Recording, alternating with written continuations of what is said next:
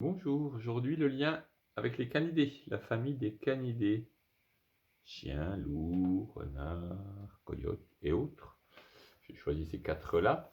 On a vraiment dans cette famille des canidés ce lien très proche de l'humain, vraiment très proche, que ce soit en vie sauvage avec le loup, que ce soit avec le renard dans sa famille nucléaire à l'occidentale, avec le chien qui est très proche de l'humain. Donc vraiment, on est toujours très proche dans ce fonctionnement et c'est ça qui va nous parler dans ce lien.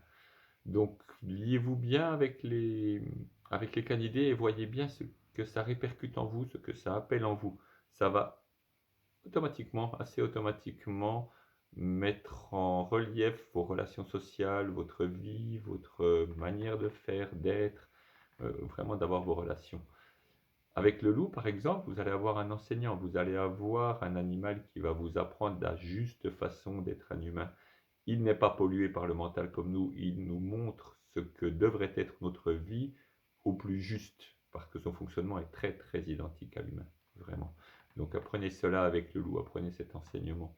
Avec le chien, apprenez à ne pas maîtriser, apprenez l'humilité, à ne pas mépriser, pardon, je crois que j'ai mal prononcé. Apprenez l'humilité. Le chien est un serviteur, il est au service de l'univers, au service de l'esprit, et par ce choix au service de qui il a choisi d'être au service. Et dans notre mentalité occidentale, on veut être nous-mêmes, je suis moi-même, je suis comme ci, je suis comme ça, je. Et le groupe, oui, mais bon, je veux qu'on me respecte, je veux être ci, je veux être ça. Être ce que je suis, dans ce cas-là, c'est être un serviteur. Et c'est un rôle extrêmement compliqué parce qu'il demande un effacement de soi, une humilité absolue, un amour inconditionnel, et ça, le chien va nous l'apprendre absolument.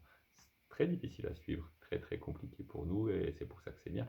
C'est pour ça que ça vient nous chercher un peu et que ça vient nous réveiller.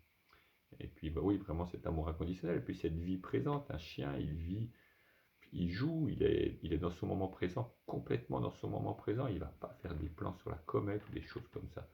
Et ça aussi, ça nous interpelle. Si on arrive à vivre ça, on arrive à vivre une vie bien et normale, saine. Et puis le renard, évidemment, ça ruse. Alors là, on se sent des fois plus proche du renard, parce que rusé, je vais être rusé, je vais être ci, je vais être ça. Oui, certes, mais la ruse doit être bien utilisée, elle doit être utilisée à bon escient, pas pour obtenir des choses pour soi. Ça s'appelle de la manipulation. Il faut faire très attention à ça. La frontière est parfois mince entre la ruse et la manipulation. Donc, faites pour servir l'esprit, pour servir ce qui doit être fait. Échafauder des plans pour de bonnes choses, pas pour des manipulations. Et ce modèle de famille nucléaire, alors souvent le renard, oui, vit en famille nucléaire, mais on va dire, alors oui, c'est un bon modèle parce que le renard vit comme ça.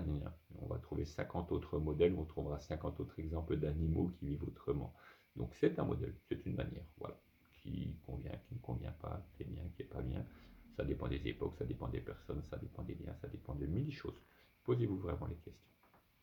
Et puis le coyote, le vieux coyote, un des dieux mexicains, le vieux coyote qui avance toujours avec son masque, toujours masqué, c'est un coyote masqué parce qu'il va avancer masqué pour faire ses farces, pour monter ses plans, pour apprendre par la farce quelque part, par jouer des tours. Donc si quelque part on vous joue des tours, bah, c'est peut-être que le vieux coyote est en train de vous apprendre.